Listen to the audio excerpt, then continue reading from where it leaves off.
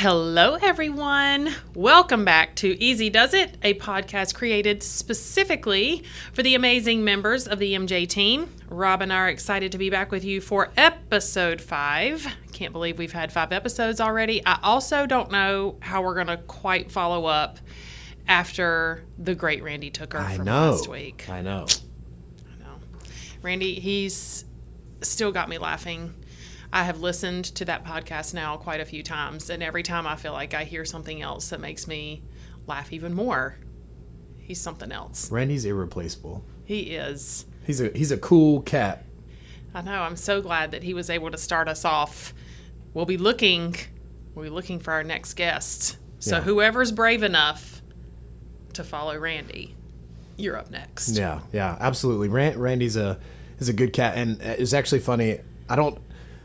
So the story that y'all heard about the Spartan race, y'all heard just a little bit of that. Did you hear the rest of it?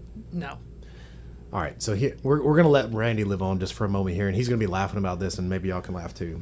So Meredith, we after that Spartan race, he almost died. We thought he was dead.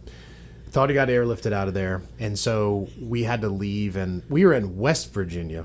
Obviously, we're in North Carolina, so we needed to drive, and the closest restaurant was about an hour away from where we were.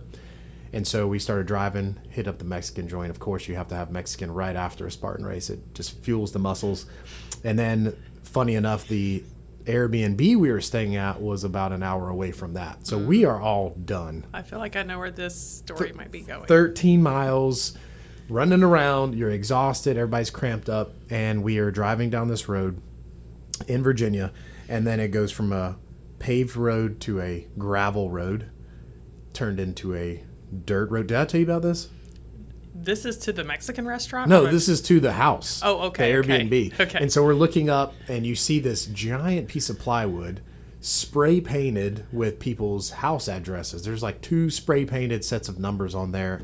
And we're in 3 different vehicles, and in my car, I remember we're all looking at each other like this. There's no way this is real, and it straight up is the house that we're supposed to go to. So we are just bumping down this little dirt road, driving up, and there's, if you can imagine, like an L-shaped house, and we come around the backside of the L, and there's broke down cars. We are in the sticks.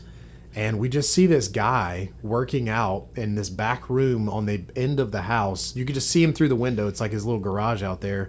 He's wearing his little white T-shirt. He's out there pumping iron. This is a little hillbilly guy. Uh-huh. And this was our house. He's out there working out in his garage at 10 o'clock at night. That's when we showed up. And I'm speechless. My friend Matt, hopefully he listens to this. My friend Matt's like, guys, I'm so sorry. He's the one that booked the Airbnb. I'm like, we're going to freaking die.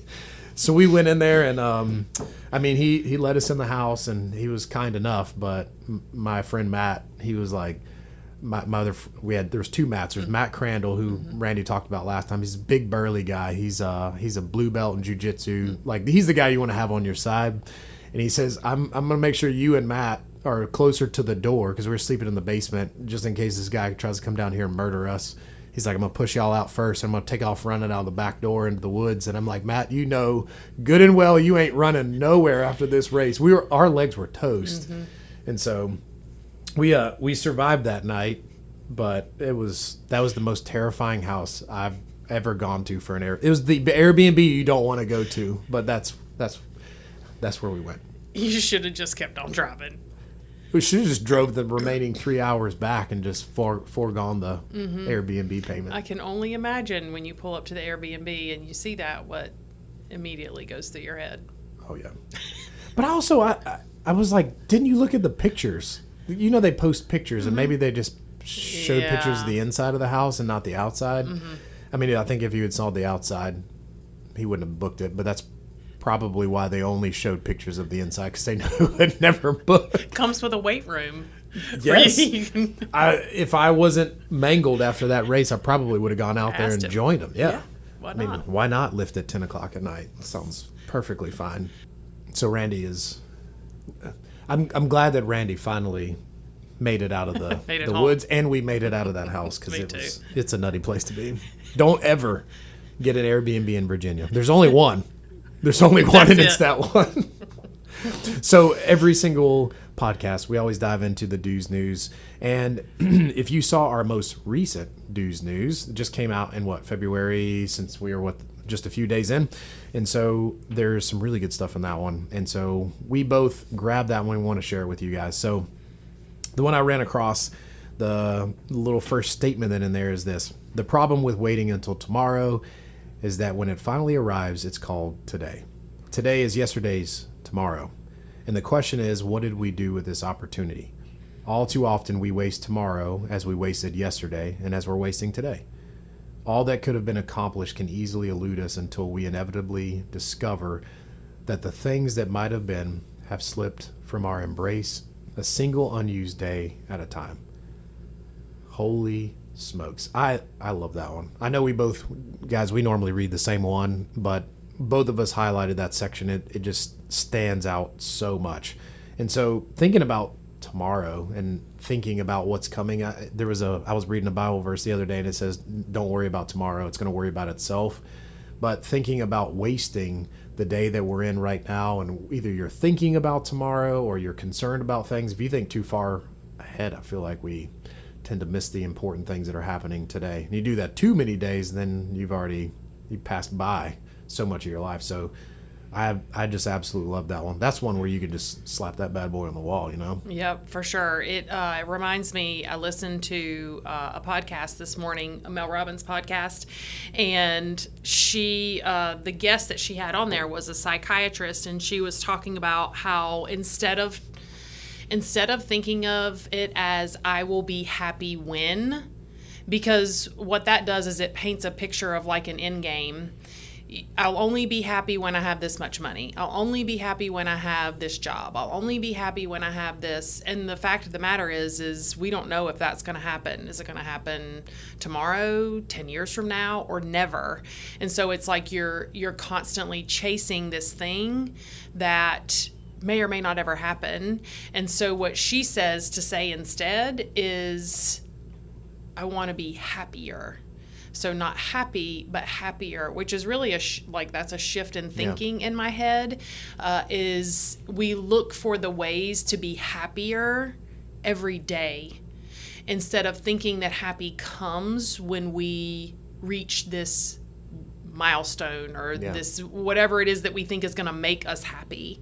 And so that really got my head to spinning. And so she went on to say, how can you do that? How can you make more out of every day, like what we're saying here? And really, she talks about just like tuning back in to the things that happen every day. Tuning back into enjoying your meals, tuning back into enjoying your face-to-face time with other people, when you hug your kids before you leave, like feel what that feels like. And it was really interesting because everything that she said, I was like, well, dang, I ain't been doing that. Mm-hmm. I haven't been stopping to really enjoy a meal, really enjoy a glass of wine, really enjoy when Leah and I hug or Mila and I hug before bed or before I leave. And so I thought that was really interesting. She talks about finding the points of joy in every day, and that's what will make you happier, not trying to get to this end goal of what will make me happy. Yeah. I love Mel. She's so good. That was like, whoa. When did you first come across her? Have you experienced her stuff for a while, or is this just more recently? Just in the last couple weeks. Man, she has such good stuff out there. I love hearing how she speaks about it. She speaks about it with such compassion, and I think maybe the first thing I've ever seen about her was talking about procrastination. Have you seen anything on that? No. Any from her? If she listens to this, hopefully I don't jack this up. But she was just talking about procrastination, and I know you and I talk about that often. She said, instead of just allowing yourself to procrastinate, you have to make the decision that I'm not going to, but give yourself just a few moments. And she says, thinking about it in your prefrontal cortex, counting down 5, 4, 3, 2, 1. And like it just gives you a little mental reset of like, I am going to do this. Because otherwise, when you want to procrastinate on something, it's like, I'm just not going to do it. Mm-hmm. that podcast you sent me yesterday talking about we're just complex. We're not procrastinators. We're just complex people. That's you right. know.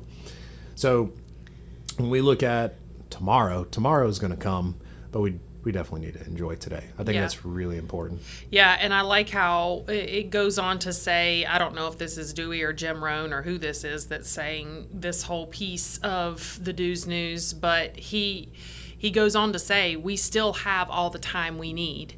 We still have lots of chances, lots of opportunities, lots of years to show what we can do. For most of us, there will be a tomorrow, a next week, a next month, a next year, but unless we develop a sense of urgency, those brief windows of time will be sadly wasted, as were the week and months and years before them. So I think that's kind of sad when you think about maybe all the moments you've missed already, but the nice thing to know is that most of us will have another day, another week, another month, another year, and so there's still opportunity there to find those points of joy, or to be happier, like Mel Robbins said in her podcast, and hopefully.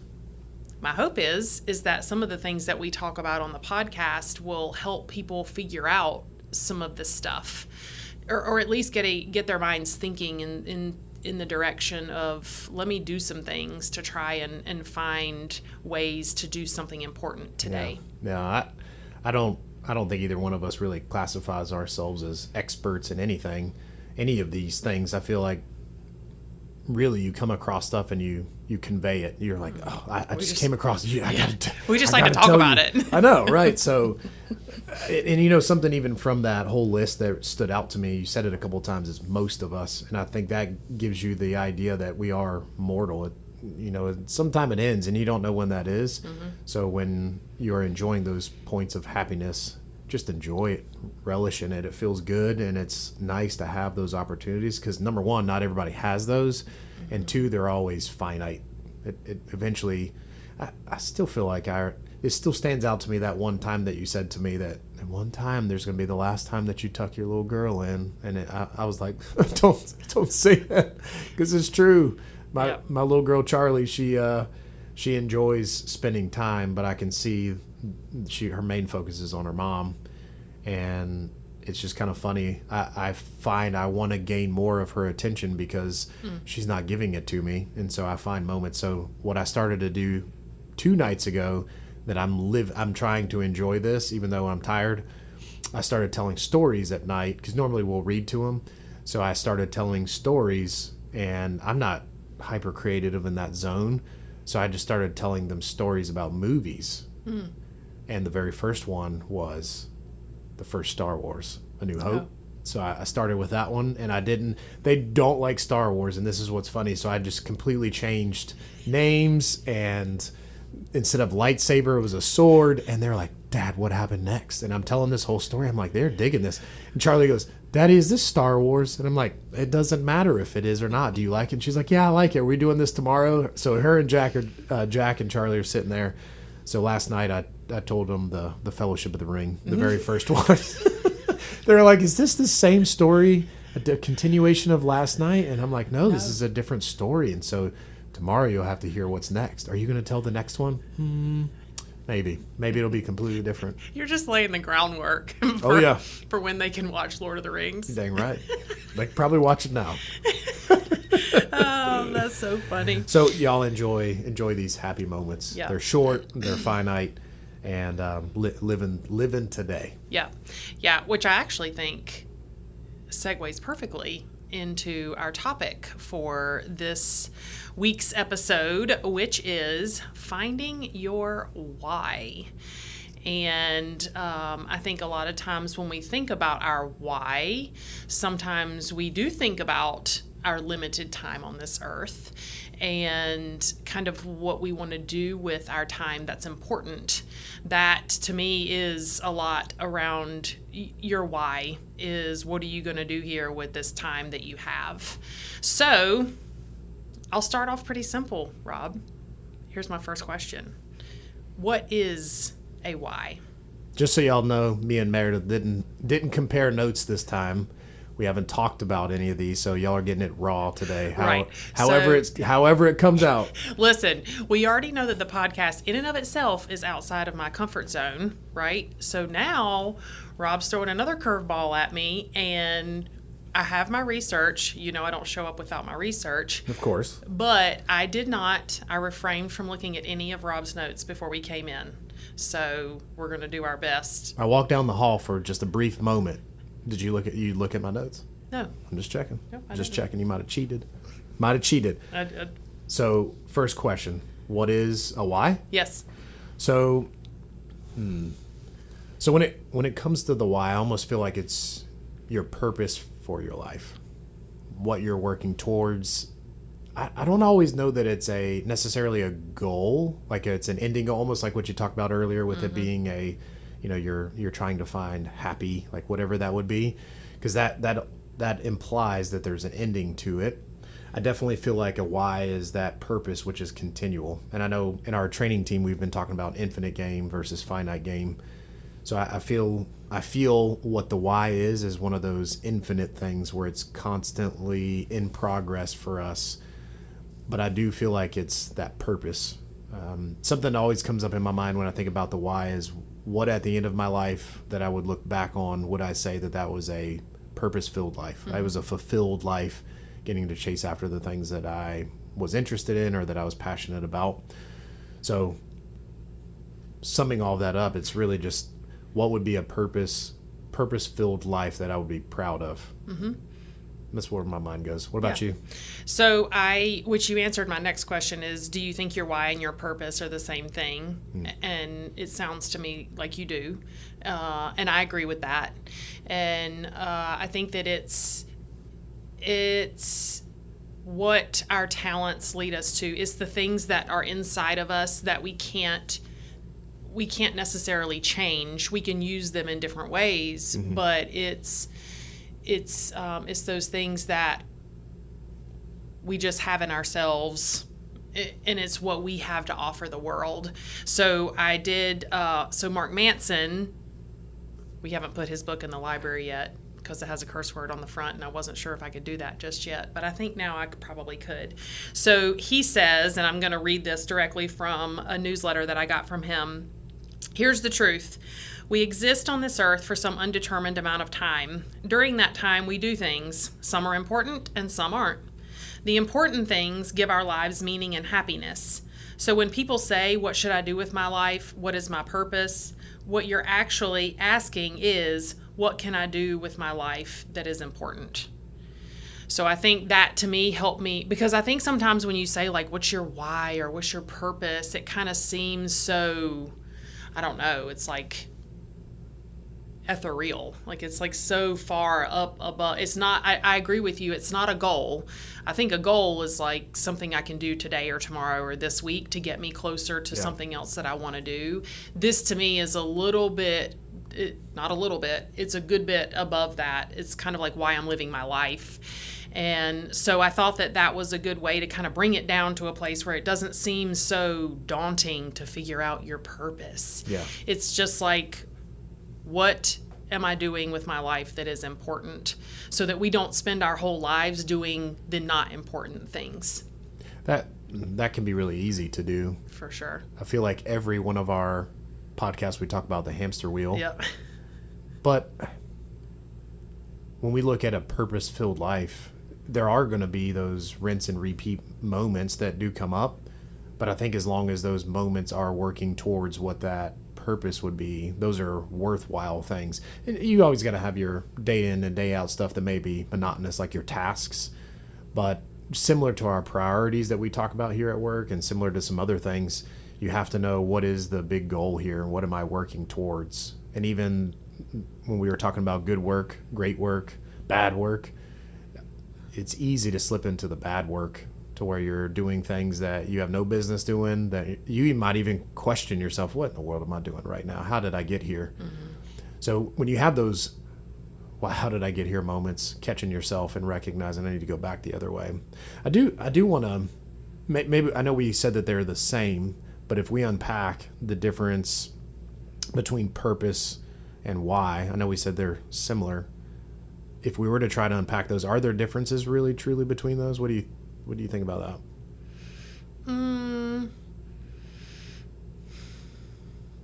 I will say this is I think that I'm also influenced by the people that I've read books about, the people that I like. Obviously, I've mentioned Mark Manson. Obviously, I've mentioned Stephen Covey in this podcast a lot. Today, I'll probably mention Simon Sinek a lot, because those are the people that I've looked to offer guidance in these areas.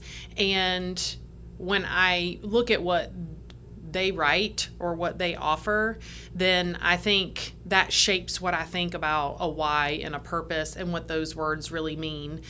I think in my head, I thought originally they might be different. I thought your purpose might be what you want to do, and then your why is why you want to do it. But if somebody said, why do you do what you do? My initial answer, maybe before I did this work, would be, well, I do what I do for my family. I do what I do to provide my family and my children the opportunities that will make them good people, and that will help us to live a life that is comfortable and a life that we can be happy with. That would be, if you asked me before, that would be my why. Mm-hmm. But as I read all of these things, there's more to that. That might be on the surface level what I think my why is, but there's some reason, some deep underlying reason why I want to provide those things for my kids and my family. That, I think, is really getting to the heart of your why, and that, I think, is directly tied to your purpose. Yeah. I felt pretty much the same way when I first started thinking through this. I know we've been reading The Infinite Game, mm-hmm. and he does determine the difference between a just cause and a why, and he says they're very different. And in our training team, we've been working through this book. I think we're on chapter 4 is next. And y'all, if y'all haven't read that book, it's really good. I've really been enjoying it. He talks about a just cause and a why, and it could be a just cause for a business, or it can be a just cause for an individual, whichever one that you would want. But he says your why is an origin story. It's who we are. It's the culmination of all of our beliefs and values, but it's in the past. It's something that's been established and it's with you. A just cause would be more future. It's something that's unattainable. No matter, it's the difference between having a goal and having something that you're always working towards. So a goal would be, it ends at some point. A just cause, it never really ends. It's something that you would always have to continue to pursue. And I think something that's cool that stood out to me through that was him saying that other people would maybe want to join in on it. Mm-hmm. When you write that out, I thought that was really interesting, thinking the difference between the two, because thinking about the why being the same as a just cause, there are some differences between the two, and even how Simon lays it out. I know it's not the end all be all, and there's going to be a lot of interpretations mm-hmm. between those two things. However, it's interesting thinking that your why statement, or your why and your purpose for being, is different than that long-term vision of what your just cause would be. I like how he unpacks it. I think it's in chapter 3 or 2 when mm-hmm. he unpacks those. That had my brain smoking thinking about that. Yeah, I think that's what happens. I think I talked about this a little bit in the Lunch and Learn, maybe, is I think we get all of these words thrown at us. Purpose, your why, your vision, your goals, your mission, it's like the list goes on. And so I can understand why when people are looking at this or thinking about this, it's like, well, I don't know what I have. Do I have a mission? Do I have a vision? Do I have a just cause? Do I have a why? I don't know. What are all these things? And I do think there are, all of them have their nuances. And I think that's where you just have to dig in and see which of these things matter to me. I think sometimes we're trying, and I think that's, if you are the type of person who is working on your why, your purpose, your mission statement, your vision, your whatever, then you're already on the right track. Yeah. Regardless of what word you use to describe it, regardless of whether you're doing exactly the one that's being described, at the end of the day, you're working on yourself. You're thinking about yourself. You're reflecting on your life. You're trying to give yourself some direction. So I think, is it worthwhile to distinguish? Sure. But if you're working on or you're working towards any of those things, then you're already doing something, which I think is great. And so I think that you're taking a step in the right direction. And I don't know many people who would just like completely throw you off or that's not right. I don't know anybody who would just say, you said mission, but that's a purpose, whatever. I don't think anybody would say anything Why do like they that. sound like that? They sound just like, that's kind of how I do your voice, I think, sometimes. Excuse me? Okay. Right? I know I was getting stabbed right here in the freaking office. That's terrible. No, This is the second time I've sounded like some Californian to you. Or Valley Girl. I don't know. Maybe that's just my go-to. Maybe that's my go-to impersonation. I'm not good at that, so maybe I just have one that I go to automatically, and that's it. You watch your back. Okay, I will. So I remember I was working on my vision, and I took it to Shallon, and I'm like, can I just read you this and just tell me what you think? And I'm reading it to her, and one of my visions, which I know this is getting off on a vision topic, but one of my visions was to travel more with my family because I want to create those experiences, and we have those memories. And I'm like, I don't know, though. Does that like sound too shallow? Like traveling? Is that, I don't know. I don't know about that. And she looked at me and she was like, it's your vision. Yeah. I'm not, it's not my responsibility or my job, nor would I look at you and say, if that's what you see, that's wrong. So I think one of the things is it important to know the difference between all these things? Maybe, maybe not. I think the bigger thing is that you've chosen something to pursue. Something that's worthwhile. Yeah, you're choosing something to work on, and I think that's the big thing. I also think it's interesting, going back to your why, that Simon Sinek says this in his book, but it also reminds me of some more teaching from Dewey himself, is that we all have these talents. In First Break All the Rules, we call them 4-lane highways, and all of ours are determined by our late teens. So it's over for me and you, Rob. Our 4-lane highways are our 4-lane highways. It is what it is. We don't get any new ones now. But what he means by 4-lane highways, or these talents that we have, this why, is all of these things they're easy for us. They come easy for us no matter the situation. Doesn't matter if I'm at home, doesn't matter if I'm at work, I'm out in the community, I'm at the grocery store, it doesn't matter. These talents, I bring them to every single situation. Yeah. So I'll give everybody an example of one of those because I think that's helpful. So I feel, and correct me if I'm wrong, I can take the feedback, I feel like I have a 4-lane highway for organization. So I can take lots of pieces of a puzzle, whatever that is, here at work or at home, and I can streamline it. Mm-hmm. I can put it into boxes. I can make a flow chart. I can get the details together. I can run the logistics. I can organize things. So I have a 4-lane highway for organization.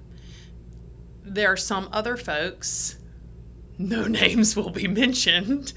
There are some other folks who might have a path in the woods, perhaps, for organization. I have a 4-lane highway. They have a path in the woods. It doesn't mean that they can't be organized or that they aren't organized at some level. It just means that it comes naturally to me, and I'm always going to look to organize things because that's part of who I am. Yeah. That person is not going to do that. Their path in the woods will never become a 4-lane highway, just like mine will never go backwards. So I think that is an important piece. I'm sure we're going to spend some time. Maybe I'll go ahead and ask you this question. I think we're going to spend some time talking about how do you find your why. Yeah. And so I think one of the things you have to do when you're looking for your why is you have to start paying attention to those 4-lane highways. What are those talents that you bring to every situation all the time, no matter what? They'll never not be a part of you. Because I think when we start identifying those things, we're getting closer to figuring out what we can do with our time on this earth that's important. Did you jump into 6 Working Genius? Did you finish that one? I don't know that I finished the book, but I've listened to the heck out of those podcasts. Yeah. If y'all have it, is it 6 Types of Working Genius? Yes. Is that what it is? Mm-hmm. So Patrick Lencioni wrote this book, and it's actually really good. I love his stuff. I love that he creates a fable and a story. It's easy for me to follow along, clearly from my movie choices. I like stories. But that book right there is really good, and I enjoy the fact that he took it from the beginning and he showed you his path of trying to figure out what are these 6 types of working genius. And if y'all haven't checked this out before, he talks about essentially identifying talents for the individuals, for the people on his team, the people in his life, and it spells out the word widget. And so yes, I think it's really important to identify what are these areas that are important. And I think before I even read that book, I struggle with figuring out, is there some giant list of talents that I can choose from so I can be like, oh, that's it. And I remember even talking to Casey Welch, and she was saying, when we talked about this book, she's like, we need to slide that into our trainings because of how easy it was. It was almost the flip side coin of DISC. DISC is how we behave, and then this is your talents. And so the widget, the 6 items are wonder, invention, discernment, galvanizing, enablement, and tenacity. And you can dive into his book. He has a podcast that specifically just talks about the 6 types of working genius. But I found that the areas that I kind of stink in those, I'm not going to spend a lot of time doing that. I've got a little path in the woods. As you were just saying that, I'm curious, do you feel like our talents, those 4-lane highways, do you feel like they can get a little overgrown sometimes or dusty for lack of use? Sure. I definitely think that they can, particularly when it's one that's super important to you. I think a lot of times that's when we start feeling a little blah.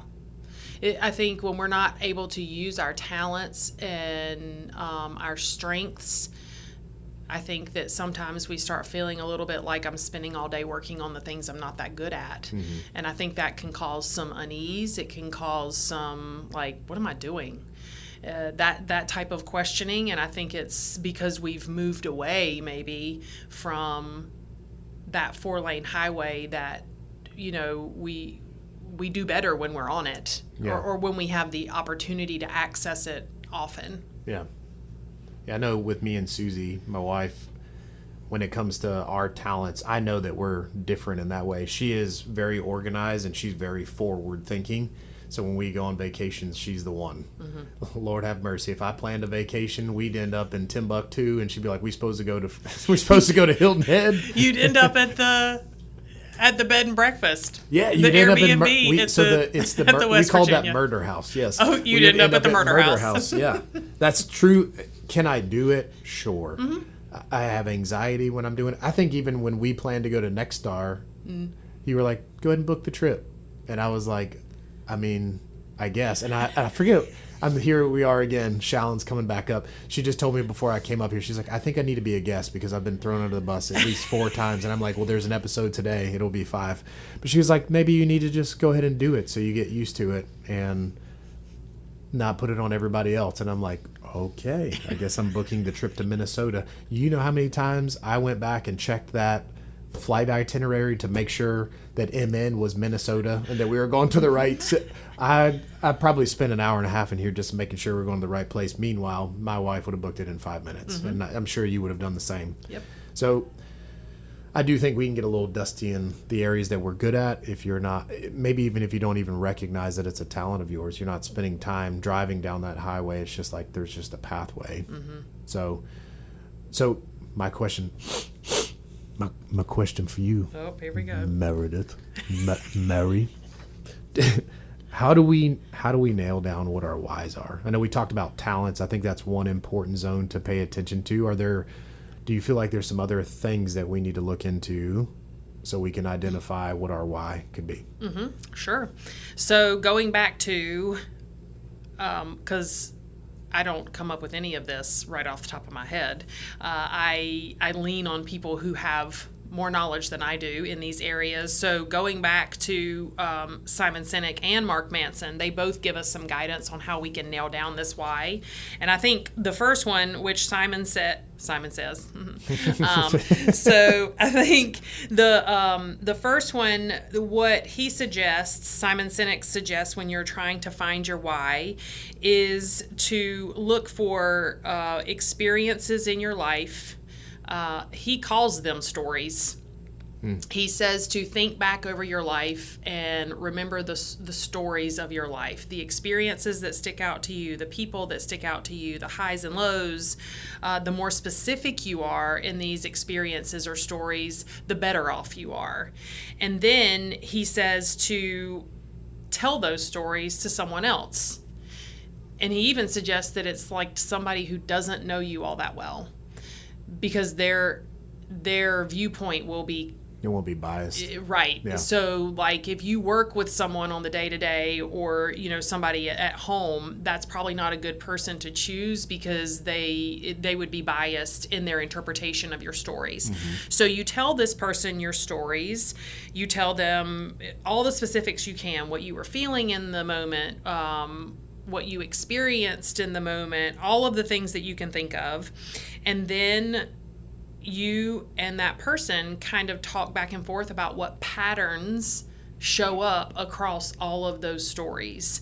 Because just like we talked about before, my 4-lane highways have been with me since I was in my late teens. Right. So they're going to keep showing up in my life across time, and so you're looking for these things that keep showing up over and over and over again. So it's the patterns. The patterns you're looking for. The patterns over time. You're looking for what has stuck out to you across these things. So then once you do that, you try and start narrowing it down to something that's simple, clear, actionable.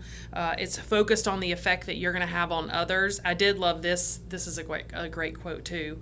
All whys are selfless. All whys are about contribution, the value we provide the world. Who said that? Simon. Daggum, Simon. Yeah. So all whys are selfless. All whys are about contribution. It's the value we provide the world. I like that. I know. That's deep. Anyway, so after you get to this place where you think about the effect that you'll have on others, this is where I love things like this, because I can't just pull stuff like this out of the air. That's not the way that my brain works. So he says to put it in this sentence sentence starter. Yeah, sentence starter. Sentence builder. Yeah. Yes. Builder. Yeah. To blank, so that blank. So the first blank is your contribution, and the second blank is the impact that you hope that contribution will have. So would you like to hear mine? No, I would not. I'm going to read it anyway. So, because I'm also, too, the type of person that I need to hear someone else's or see someone else's before I can try and do that. And so I'm thinking maybe some of our listeners might be in the same boat. And mine is not done. Mine is not perfect. I have all kinds of, you guys can't see this, but I'm showing it to Rob. I've got things that are marked out. I've got things that are added up to the top, but I'm going to keep working on it. So here's mine. To help and support others in their learning so that they can live their most fulfilling lives. I'll say it again because I need to hear it again because I don't quite love it yet. Okay. To help and support others in their learning so that they can live their most fulfilling lives. So what's my contribution? Helping and supporting others in their learning. What's the impact that I hope that will have? Is that other people will be able to live a more fulfilled life because of something that I've helped them do. Yeah. I really like that. Thanks. How long did it take you to build that? You don't want to know? Oh, how many months was it? I think I've been kind of playing around with this for a while now. I just really loved how he gave a framework. How long is a while? What are we talking about here? Oh, all of last year. Oh, so it's not something we can just come up with in like a week. Probably, maybe. I think if you have been kind of tuning in to this part of who you are, I think that you could maybe come up with it a little bit faster. Mm-hmm. But I was starting from ground zero of like, never have even thought about this or my vision or what. I had not thought about any of these things. So I started working on that stuff last year. I just did the Lunch and Learn on purpose, vision, and goals in January. Right. And so I feel like I've had these ideas kind of swirling. So to put it in that form was a little bit easier because I already had some stuff in my head, I think. Right. I don't know that people listening to this podcast for the very first time and just starting to work on these things can anticipate that they're going to be able to pull out a piece of paper and slap that sucker down. I think it might take a little bit more work on yourself than that. I really like that framework. It makes it really easy. It's literally 3 words: to blank, so that blank. Mm-hmm. And filling that in however it makes sense to you. I mean, mine took a while to figure out in my life, but it was a particular moment that I figured mine out. Mine, I don't remember if I told you this story, but it was years ago.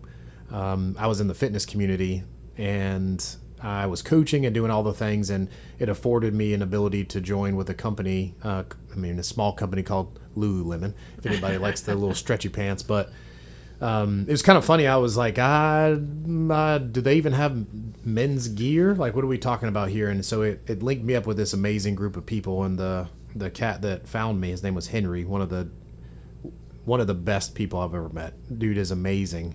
And he says, Lululemon's one of those companies we're all about personal development and helping people. And he says, we just happen to sell stretchy pants. And I thought it was kind of funny. It intrigued me. But the more time I spent with these people, I realized how amazing they were. And they spent a lot of time looking on visions, goals for each individual person. They're just selling pants, but they spend so much time on the people that work there and helping them get to where they go. So it was like, I'll stick around here. Mm-hmm. So I worked with them for a while, and eventually once a year they have something called the Ambassador Summit, or just Summit. And it's held in Whistler, Canada. Have you ever been there before? No. I'd never even heard of it. It sounds cold. A little chilly, a little nippy. But it was actually where they held the Olympics for skiing.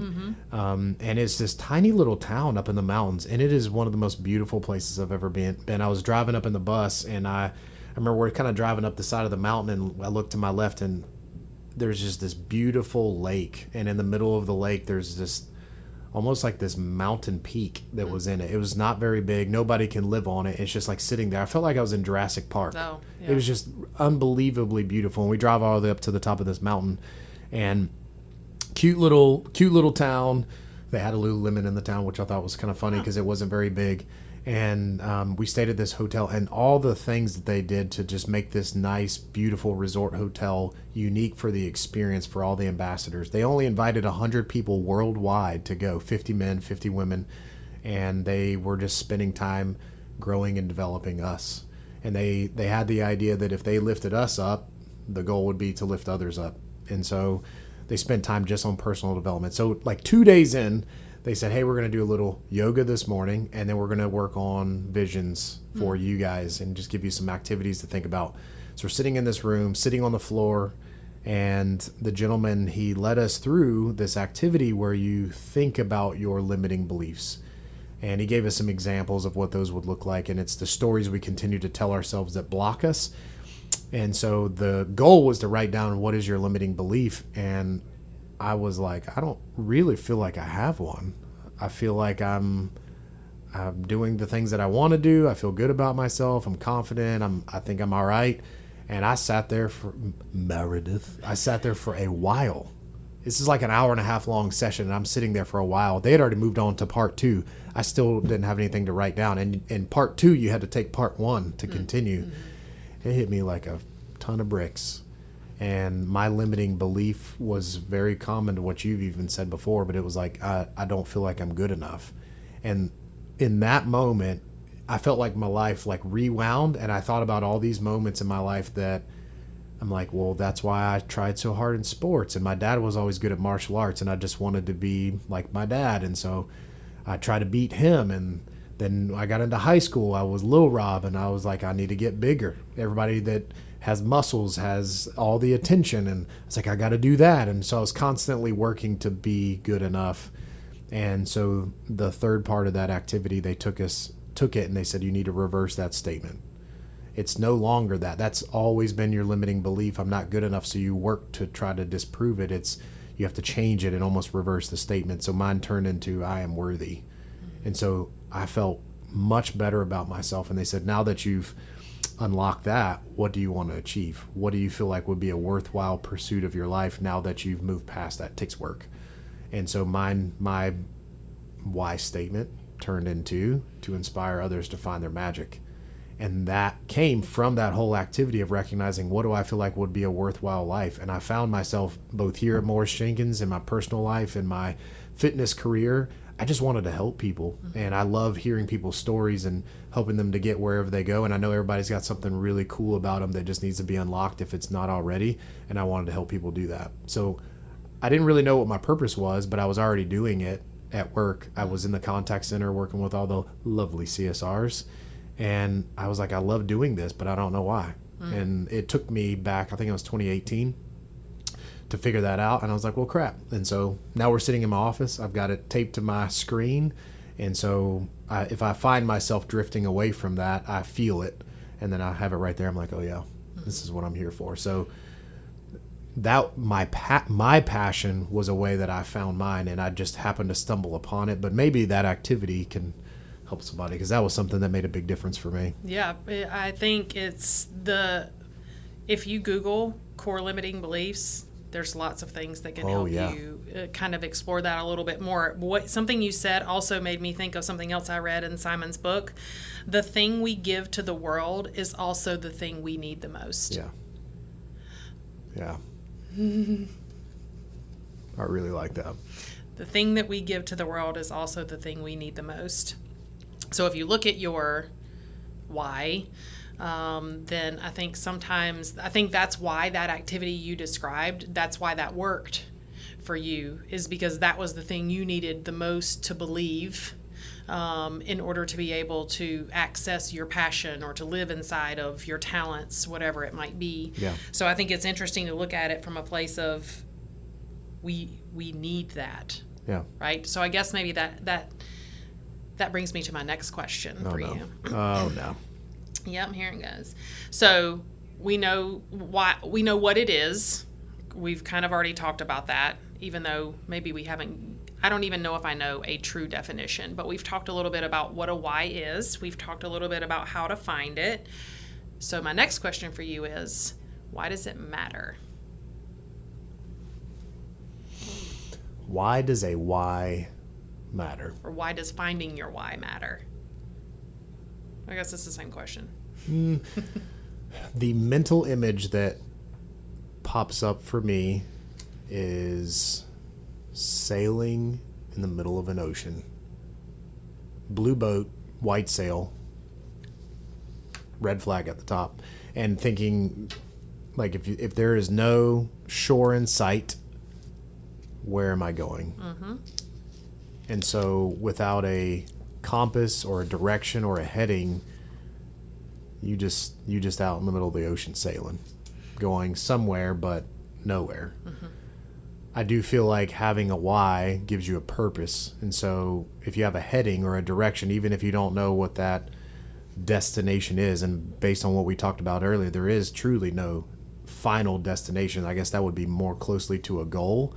But if your why would be to sail or to enjoy what it is out there in the ocean, whatever that would be. Maybe you have a merry little crew on there with you, and your why isn't necessarily to sail, but to spend time with these people. And in mine would be to help grow these people. Sailing is just part of the gig, mm-hmm. but growing with the people on there and having a brotherhood or whatever it would be, that would be probably closer to that why. But without a heading or a purpose, it's you just sailing, mm-hmm. and just drifting. Yeah, I had a encounter one time with someone and we were talking about goals.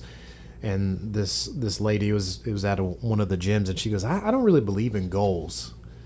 And I was like, okay, what do you mean by that? And she's like, I just don't believe like you need to have goals. I feel like, the universe speaks to you. You flow in the direction that you need to go, and ultimately you end up where you're supposed to end up, wherever that would be.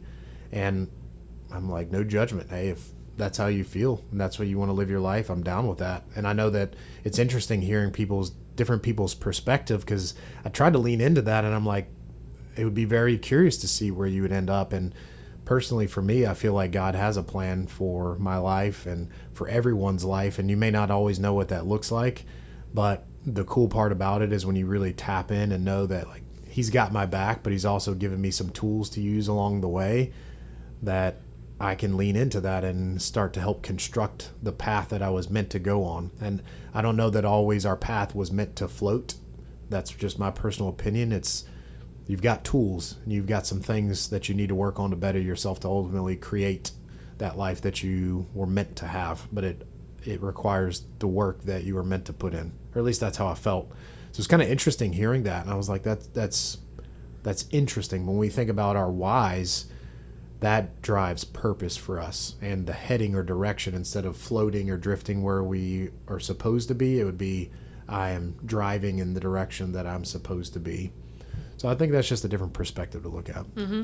Yeah, so it makes me think of another Jim Rohn quote, but it's in Mr. Jenkins Told Me in chapter 2.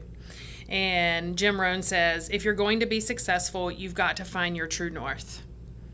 Because the storms are going to batter you and spin you around in different directions if you don't have values and commitments that tell you which way to go. And so your sailboat analogy or sailing analogy, that's what that makes me think of. And I feel like our why is our true north.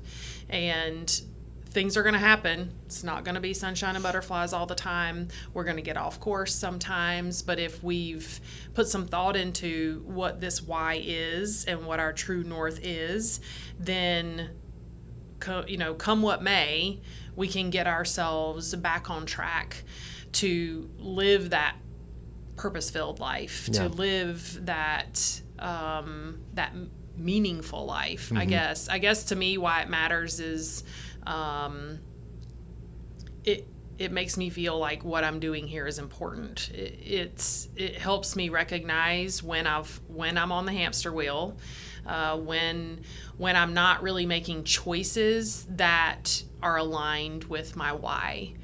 So I'll give you an example. This just happened this week, so it's fresh on my mind. I taught a class on conflict on Tuesday and Wednesday, and after class, one of the supervisors came up and said, I think that what you did in part of this class would be really beneficial to our field employees, the office staff, anybody.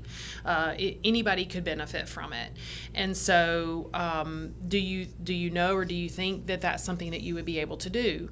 And so, of course, in the back of my mind, I'm like, I think I can. We all have limited time. We all have limited time to do all the things that we need to do in a day's work. And so I think I'm thinking of my calendar. I'm thinking of the things that I have in process right now. And adding another class felt like, okay, I was a little bit unsure about it. But right in that moment, I thought about what my why is. And my why is to help and support others in their learning so that they can live their most fulfilling lives. So what she was asking me to do plays right into my why. So my answer to her question was, yes, I can do that. I'll have to move something else in my calendar. I'll have to figure out when I'm going to be able to do that. But I do think, and I'm not saying you should say yes to everything, but I do think it does help us make decisions about what's going to consume our time, consume our resources. Is it aligned with your why? Because if it is, then it's right in your wheelhouse. Yeah. If it's not, then I don't know that you'll get quite the fulfillment or the joy out of it that you would have otherwise. I have a question for you. Okay. We know that our why is important.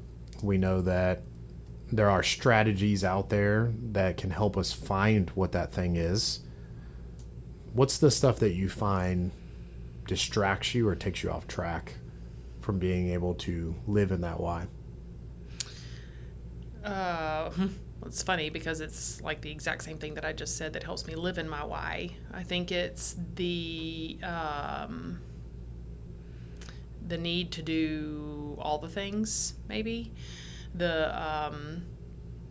So my first word in mine is help, and it always will be that. And if any of you have ever stopped over by my cubicle, I can be knee deep in whatever I'm working on, but if you ask me, can you help me with this? There is no doubt in my mind that I'm going to stop whatever I'm doing. That chair will spin around so fast. I've witnessed it myself. It will make your head spin. So I think sometimes it can be that. Sometimes it can be, you do have to think about, how am I making the most impact? I don't know that I'll ever be able to stop doing that, to stop helping others when they ask me for help. So I think that might be one way that it's hard to always live into your why, because you want to do all the things that correlate with your why. I think the other reason is we just keep going day to day to day to day to day. And if you're feeling some sense of dissatisfaction with what you're doing, and it only happens like once a week or maybe once a month, and you're just like, okay, that wasn't too bad. Like, keep pushing, keep pushing, keep pushing. She talks about that in the Mel Robbins podcast too, is how we've kind of been conditioned to just push through. Yeah. Keep pushing, keep pushing, keep pushing. And there is a time and place for that. Don't get me wrong. You do have to push through sometimes. I completely acknowledge that. But I think that mentality of pushing leans into the hamster wheel, and we just keep pushing through, even if what we're doing is not feeling fulfilling. Right. If it's not creating joy. And also too, I don't want people to think that my life is all sunshine and butterflies all the time because I've figured out my why. That's not accurate either. But I think sometimes we do keep pushing, and we can lose sight or lose track of what we really should be doing to live into that why. Yeah. That reminds me a quote I sent to the Brotherhood. Some mornings it's hard to wake up. My alarm goes off at 3:53. The next one is at 4:02. Don't ask me why I chose those odd times. I just did. But there's some mornings it's really hard waking up for all of us. But the quote that I came across, it was on some video on Instagram, and he says, do the hard things when you have a choice, because when you don't have a choice, you're already prepared for it. So when you were saying that Mel said just keep pushing, you're gonna it would probably behoove you to choose to do hard things when you actually have the gusto, when you feel decent about it, because there's gonna be a day that you're like, I do not feel like doing this at all. And you'll remember all those moments where you're able to push through even when you didn't necessarily want to. You've done the hard things, and so it's prepared you and made you hard enough to deal with the stuff that you don't, because we're all gonna get smacked in the face. Something bad's gonna happen, something's gonna happen that you completely were unprepared for, and it's conditioned your mind to deal with the hard things. My boy Nathaniel Marshall, Mr. Mustache. If y'all haven't met this cat, he came. It's Cool Ray. He came from Cool Ray. He did some training with us last year, and he's one of my new favorite people. I love talking to him. A very intellectual guy, but the information that he's been passing along my way with doing hard things and how it can strengthen you in so many different ways is just so impactful. I'm a big believer in pushing yourself physically. I think that there's a lot of correlations to how it can make your mind tougher. If you're able to push through hard things physically, it has to, by in turn, make your mental game stronger. But doing it with intentionality and saying, I'm going to do this even when I don't want to. Push yourself when you don't want to. I think that's the stuff that can really help you in the long run, because practicing your why every single day and pushing all, just because you're living in your why doesn't mean that it's going to be easy. You taking on this new class or this new endeavor, it's going to require some time, some effort, some work. And the end game goal is I'm living my why, but that doesn't always mean it's easy. Do you ever feel exhausted living your why, doing that stuff? Yes. No. Yes. It's funny. I don't know. Can I say a cuss word? Why not? Okay. It's not a bad one. Are there bad ones and good ones? I guess that's Let's consort with the Bible. I guess that's to be determined. So going back, what you're saying, Mark Manson also, he says, what flavor of shit sandwich are you willing to eat? Because no matter what your why is, something hard's going to come up. And if you're not willing to deal with that hardship, perhaps over and over and over and over and over again, then you might not have found the right why. Mm-hmm. So just like you're saying, the example he gives in his newsletter is like, if you're an artist and you can't take the rejection of people saying things about your art or whatever that might be, right, then you're kind of doomed before you start. Mm-hmm. And so, in the training world, kind of what I allude that to is, I allude to a couple of things, but I'm willing to come back time and time and time again, even if the lesson doesn't go perfectly, even if people don't come up to me afterwards and say, that was so amazing, you changed my life. I'm willing to keep doing it over and over and over again, even if it's not, even if I'm not hearing back from people, you're changing me. Yeah. You're doing something for me. And so that's the flavor of shit sandwich that I'm willing to eat. I'm willing to keep working my tail off to create things for people to keep learning and growing, even if I don't get anything like from that, I guess. Yeah. That I have the mental image of Randy laying out in the woods, people throwing mustard packets at him, somebody being like Salt Bay over there, sprinkling a little salt in his mouth just to keep him going. But he was prepared to deal with the pain of pushing forward, mm-hmm. So that the victory of whatever that finish line was going to be for him was worthwhile. Yeah. And eating that sandwich it's not cute. It's mm-hmm. not fun, but it's worthwhile in the end. Yeah. For sure. So I think if we can find whatever that why is, whatever process or path you want to go down, you'll find that it's a worthwhile battle. So many people out there living their why, and they're able to push forward because it's that infinite game. I'm always pushing towards this unachievable, unattainable goal, whatever that's going to be. I think if you can find that, it's worthwhile. I do know that one person came up to me when we, in the Compass group, we were talking about finding your why, and there was an activity we did, and this is one more thing that I feel like maybe can help people, but taking your values into account of what is important to me, what values do I live, and then putting them on a piece of paper, and then saying, how do I know these areas are important to me? Answering that question, and then we've done this in our training class, answering why 5 times. Mm-hmm. So whatever that is, if it's relationships are important to you, if that's one of your values or whatever it would be, why is that important to me? And being descriptive in why it's important. And then once you've answered that one section, you go on to the next. Why is this important to me now? And you'll find that it divvies it way down to what's most important, and it helps identify sometimes the quest or that why statement. And so asking yourself, what are my values?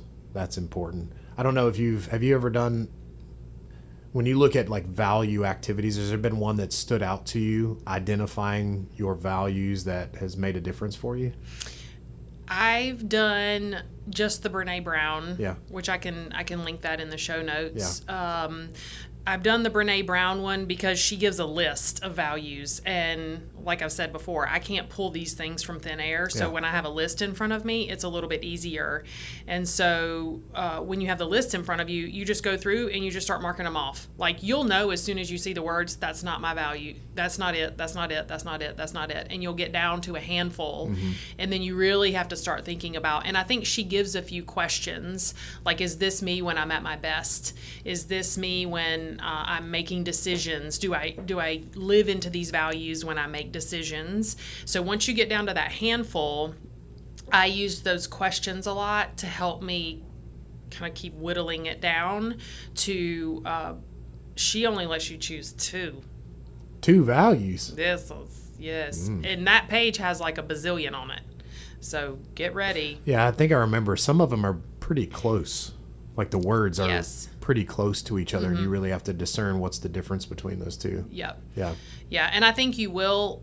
My values are directly tied to my why. They show up. One of them, I guess you could say both of them, but one of them, I won't say should I say my values? I won't say them because I feel like sometimes it skews people when you. Yeah. So maybe. Values, I think, are maybe the foundation piece, and maybe we can do a podcast just on values. I do feel like that's the foundation piece of who we are. Like what Simon Sinek says is it's an origin story. It's who we are from the beginning, what's important to us, and then maybe that why is what's built on top of it. Because if you're living your purpose and your value and your why, if you're living your why statement, your values are going to support that. They, in turn, may even be an extension of what those things are. You're not going to live some why that doesn't correlate with your values. It wouldn't make sense. Right. Yeah. You'll feel, I think it would feel off in some way to you. You would have some sort of internal, this ain't right. Yeah. For sure, if they didn't align. But I do think you can probably Google that too. Exercises to help you find your values, and I'm sure we can tag that one. We'll put it in the show notes for everybody. I think that'll be a good one. I tried one in the past, but I really like the Brene Brown one. That one's pretty good. Yep. Yeah. I agree. So hopefully this helps anybody or helps everybody out there. Are there any last thoughts you have, Meredith? So you reminded me of this too. That's in Simon's book. He says, fulfillment is a right and not a privilege. Every single one of us is entitled to feel fulfilled by the work we do, to wake up feeling inspired to go to work, to feel safe when we're there, and to return home with a sense that we contributed to something larger than ourselves. Fulfillment is not a lottery. It is not a feeling reserved for a lucky few. And so that made me think about, if you take the time, fulfillment is a right and not a privilege. I loved that sentence. We all have the right to being fulfilled in our lives. Yeah. And so I think, now do I think that it's going to magically show up on our doorstep one day? Not necessarily, but I think that we can do some work to help put us on the right track to get there. I do think sometimes it can, but if you're not aware of it, it could pass you by. I could have gone to that summit event and just done the exercise and been like, that was cool, without recognizing how impactful and meaningful it was. That completely changed my life, and it was just some random dude that found me and was like, hey, come hang out at our store, and it led to that. Yeah. So keep your eyes open, people. Heck yeah. All right. Rapid fire recap time. Oh, I don't. So you did some and I did some. What if we covered the things that we talked about? That way we can hit everything. I don't even know if I can remember everything I talked about, but I sure will. I'll start. Okay. So in order to find our why, there's some strategies that go along with that. But what is our why? It's having a purpose for our life. It's that heading or direction that we want to go in. With the sailboat, it's where am I going? What's my purpose for being out here? Some other things to think about. How do we nail this bad boy down? Thinking about your values. We'll attach that in the show notes from old Brene. Maybe even thinking about some of your talents. What am I good at? What's that 4-lane highway? I might have stole one of yours. Passions, maybe some things that you're interested in. Those sometimes can lead to, like, why are you passionate about this? Maybe there's a why that could be linked to that. And recognizing that your values are that bedrock or foundation, and your whys are an extension of those things. Mm-hmm. Yeah. I think you did a great job. I have 2 things to add. I think one is another way to find your why, or how to find it, is to look for those patterns in your previous stories, the things that have kind of shaped you into the person that you are. Use that sentence starter that we gave you, to blank, so that blank. What's your contribution, and what do you want that contribution? How do you want it to impact others? And then I think another reason why it matters, I think, is just so that you can make decisions about what's important. If we're trying to do the important things in our lives, then sometimes we have to make decisions about that. Then I think your why can help you do that. Yeah. So finding your why, it's important. And given some time and some awareness, I think all of us can find that. And it's something that we all have the ability to find. So being able to take your life in your own terms, take it in your own hands, find that direction of heading is going to be important for all of us. All right. I hope we did you justice today. Hope we gave you a few things to walk away with so that you can start finding some more of those points of joy in your life. So we appreciate you guys listening. Follow the podcast on Spotify and Apple Podcast. You can also, too, listen through Teams. Yeah. Yes. Shout out to Dave Lang. Dave. Making it easy. Yeah. So we recognize that there's, of course, a situation, work phones, personal phones, whatever that might look like for everybody. But Dave is working really hard to get all of that up into Teams so that if you have your work phone with you, then you can still listen to the podcast. Yeah. So check out our team. It's the MJ University team on Teams, and the channel underneath it is the Easy Does It podcast, and you'll find the audio files for the podcast. Audios. There. The audios. I just make up my own words. It's like Skrills. Skrills. Get Skrills. it right. My apologies. Excuse me, Mr. Skrills. Skrills. So check out Teams. Shout out Dave. Thank you for helping us make this as easy as possible. All right. Until next time, Rob. Peace, love, and Easy Does It. Hey, appreciate y'all.